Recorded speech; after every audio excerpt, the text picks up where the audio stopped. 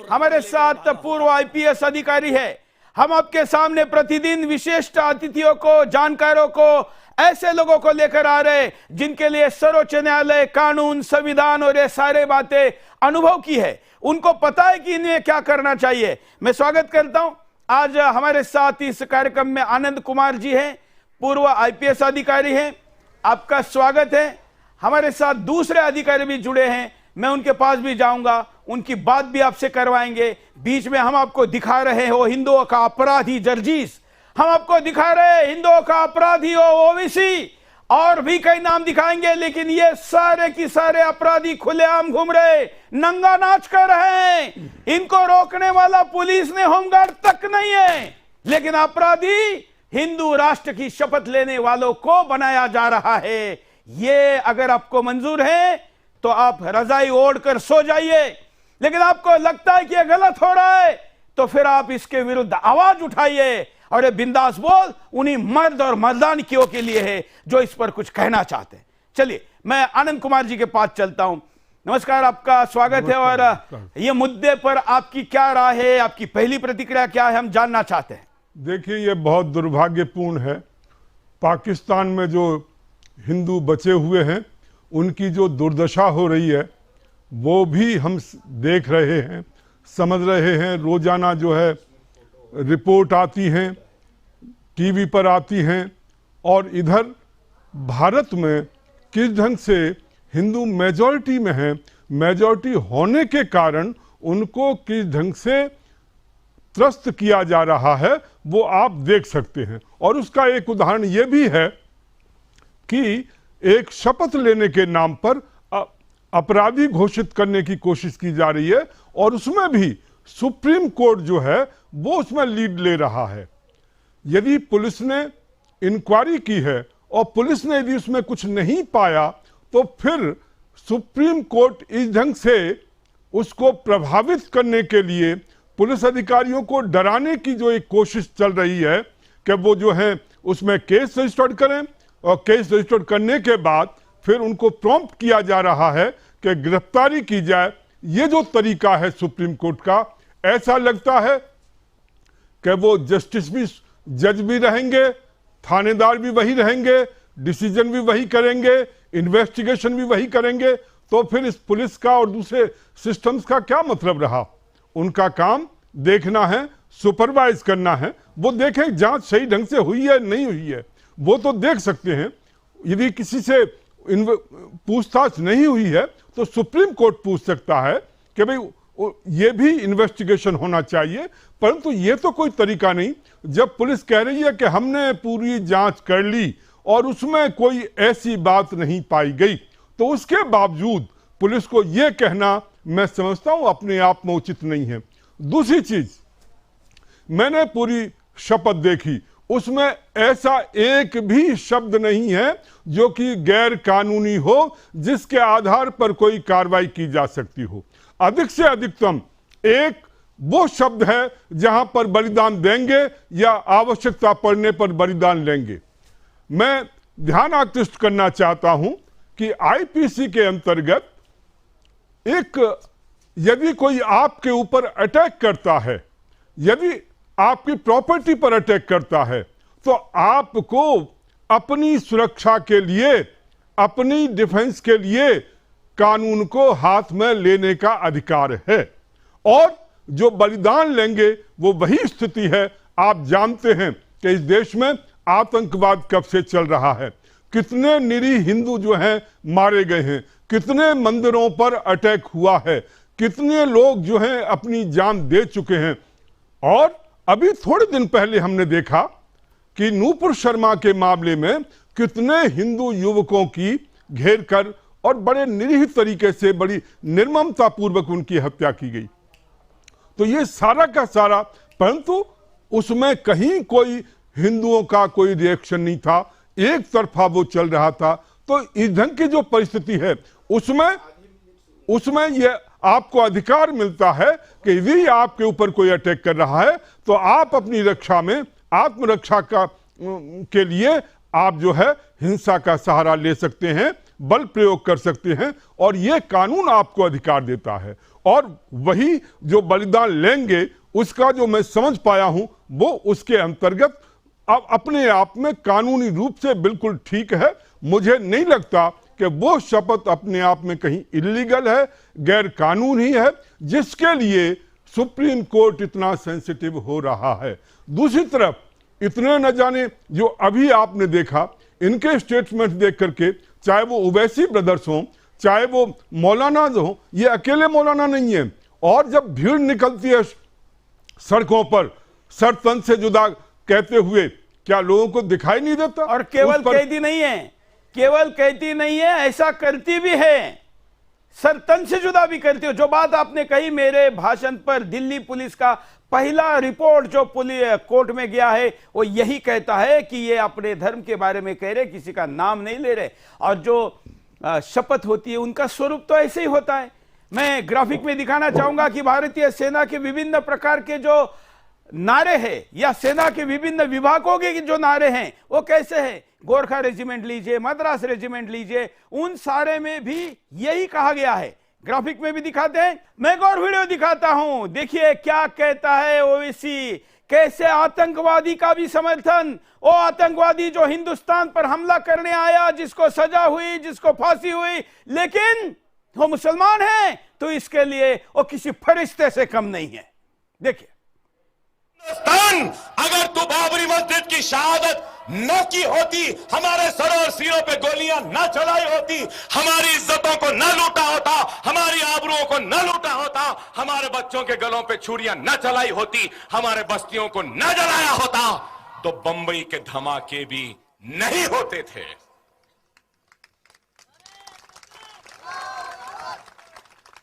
हर action का reaction है, सही है गलत? लोग बोलेंगे अकबर ओवैसी फिरका परस्त है, फिरका परस्त वो परस्त ये परस्त, मैं नहीं जानता, मैं सिर्फ मुस्लिम परस्त हूं। अब बताइए आनंद जी, मतलब उस आतंकवादी का भी समर्थन कि वो ये एक्शन करे, एक्शन है मतलब बाबरी के कारण कसब आया, ये तो चुनौती है पूरे सिस्टम को। जो हमको कहते हैं कि न्यायालय पर भरोसा करिए, ये उस पर क्यों नहीं करते? देखिए, ये तो बहाना है कि जी उसके कारण से ऐसा हुआ। उनकी पहले भी, उससे पहले भी इंसिडेंट हुए थे, और जो जम्मू कश्मीर में जो परिस्थितियां चल रही थी वो उससे पहले चल रही थी। ऐसा नहीं है कि बाबरी मस्जिद के बाद ही जो है ये परिस्थितियां बनी हैं। आप जानते हैं कितने दंगे हो चुके हैं, उससे पहले कितनी आतंकवादी घटनाएं हो चुकी हैं। तो ये कहना अपने आप में सरासर झूठ है। और पाकिस्तान में कौन सी बाबरी मस्जिद गिराई गई थी? इतने सालों से हिंदुओं का जो कत्लेआम हो रहा है, उनका धर्मांतरण हो रहा है, हिंदू बेबस हैं, वहां पर लाचार हैं, और इसी ढंग से हिंदुस्तान में भी बिना किसी कारण के उनको। और फिर चलिए, यहां तो ये हो रहा है, अफगानिस्तान में कौन था जी? अफगानिस्तान में कौन सी बाबरी मस्जिद गिराई गई थी? वहां का जो बुद्धा स्टैच्यू जो है वो क्यों जो है वो उसको टैंक लगा करके उड़ाने की कोशिश की गई थी? वहां जो हिंदुओं का कत्लेआम हुआ वो कैसे हुआ? इसके अलावा जो दूसरे देश हैं वहां पर भी तो शिया सुन्नी, और जहां कहीं आप देखिए वहां पर संघर्ष चल रहा है, आतंकवादी गतिविधियां चल रही हैं। वहां कौन है जी? वहां कौन सी बाबरी मस्जिद है? ये तो बहाना है।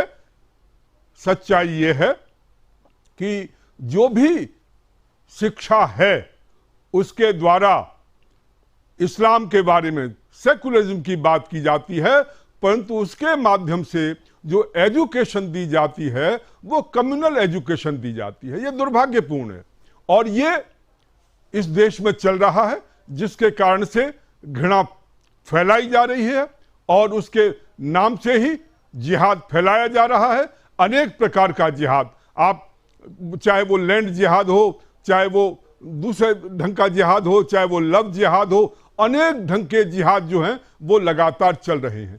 ऐसे में हिंदू समाज चिंतित है, और उसे चिंतित होना स्वाभाविक है कि हमारे अपने देश का जो रियल कैरेक्टर है, जो वास्तविक कैरेक्टर है, वो बदलने की कोशिश की जा रही है सेकुलरिज्म के नाम पर, और उसको प्रोटेक्ट करना हम सबका कर्तव्य बनता है।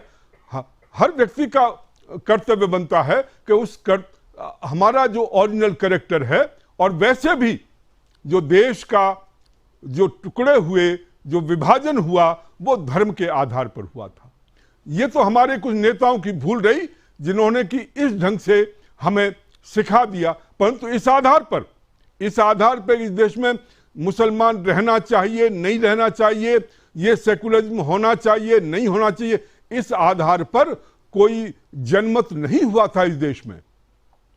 ना लोगों से पूछा गया था। कुछ लोगों ने मिलकर इस ढंग से डिसीजन लिया और वो जो है आज चल रहा है। और उसके दुष्परिणाम हम यहां पर भी भोग रहे हैं, पाकिस्तान में भी भोग रहे हैं। तो इस रूप में मैं समझता हूं कि ये हर जो हिंदू है उसकी ये जिम्मेदारी बनती है कि जो उसका जो हिंदुस्तान का, भारत का जो मूल कैरेक्टर है, उसको जो बदलने की कोशिश की जा रही है, उसको सुरक्षित रखने के लिए हमें प्रयास करने की आवश्यकता है। और यही सुरेश जी जो हैं वो कर रहे हैं और हर किसी को उनका साथ देना चाहिए। इस अवसर पर उनके साथ खड़ा होना चाहिए। और जो न्यायालय द्वारा, सुप्रीम कोर्ट द्वारा न्याय के नाम पर जिस ढंग से अन्याय करने की कोशिश की जा रही है, उसका विरोध किया जाना चाहिए। बिल्कुल। आप दोनों वरिष्ठ पुलिस अधिकारी रहे हैं, आईपीएस है और पूरे सिस्टम को जानते हैं। मैं आपको पूछता हूं आनंद कुमार जी, इस वीडियो में जो अपराधी है, हिंदू द्रोही है, संविधान का अपराधी है, इसको छोड़ दिया गया, बताइए जी। ये सरासर अन्याय है। मैं समझता हूं कि ये न्याय व्यवस्था नहीं, शायद आंखों पर पट्टी बंधी रहती है। उसका मतलब यही है कि वो देखते नहीं, सुनते नहीं और एक पक्षीय निर्णय जो है वो चल रहा है। और ये एक बार नहीं हुआ है। हमने शाहीन बाग में देखा कि किस ढंग से पूरी की पूरी व्यवस्था ध्वस्त हो गई। पूरा सुप्रीम कोर्ट शाहीन बाग के लोगों के चरणों में पड़ा हुआ था, उनसे रिक्वेस्ट कर रहा था। और वहां पर 24 घंटे जो हैं हिंदुस्तान के विरोध में, भारत के विरोध में और पूरे देश के विरोध में नारे लगाए जा रहे थे, जहर घोला जा रहा था और सांप्रदायिकता का नंगा नाच वहां पर हो रहा था। और सुप्रीम कोर्ट उस समय कह रहा था कि ये तो जो है फ्रीडम ऑफ एक्सप्रेशन है, उनको अधिकार मिला हुआ है। नूपुर शर्मा के मामले में हमने देखा कि किस ढंग से नूपुर शर्मा ने जो बात कही, कोई गलत नहीं की थी, जो लिखा हुआ है वही उसने दोहराया था। उस सब के बावजूद उसको जो है दोषी ठहराया जाता। इस सब के बावजूद कि इतने जुलूस निकले, इतने लोगों ने नारे लगाए, बाकायदा दंगे किए और लोगों की हत्याएं की, उस सब के बावजूद उनके बारे में किसी ने एक शब्द नहीं बोला।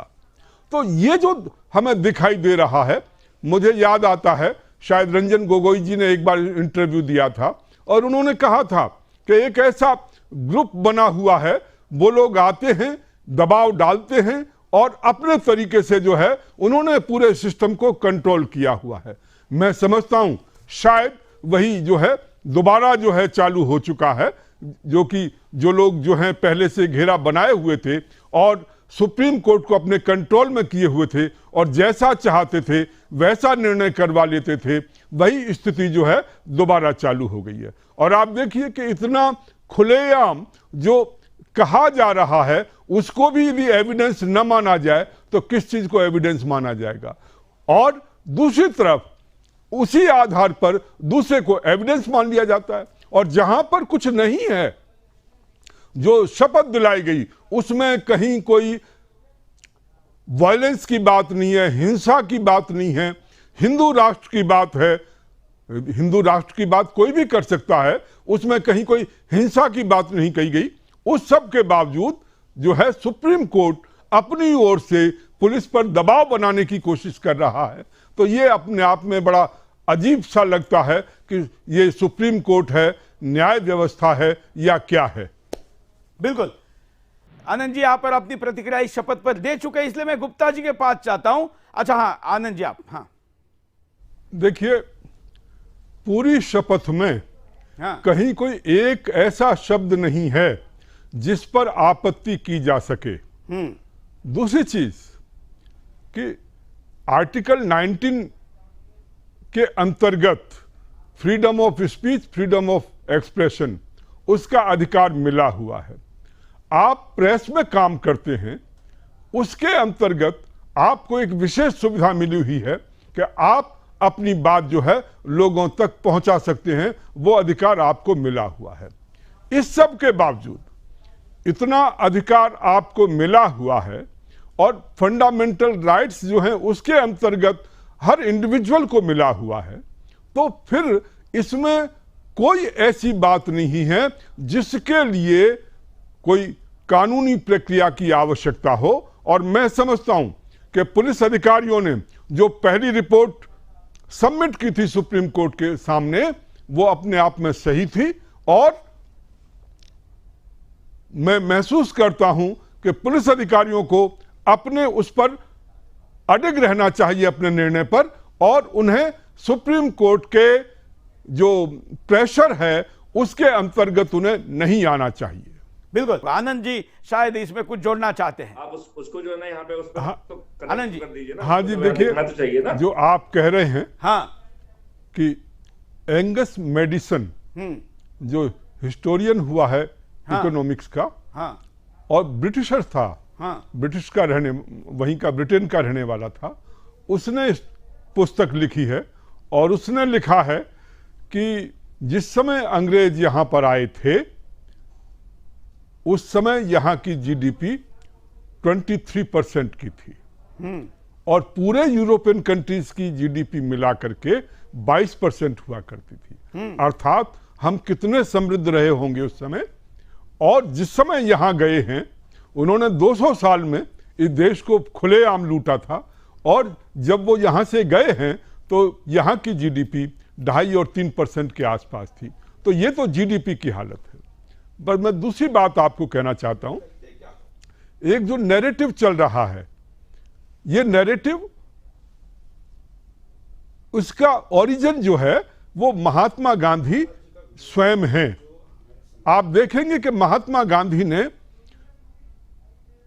महाराणा प्रताप, शिवाजी और गुरु गोविंद सिंह जी, इनके बारे में कमेंट किया था, और कमेंट इस ढंग का किया था कि उनके द्वारा जो स्वतंत्रता की बात और जिस ढंग का उनका वो था, आज़ादी का जो सिस्टम था, वो उतना उपयुक्त नहीं था।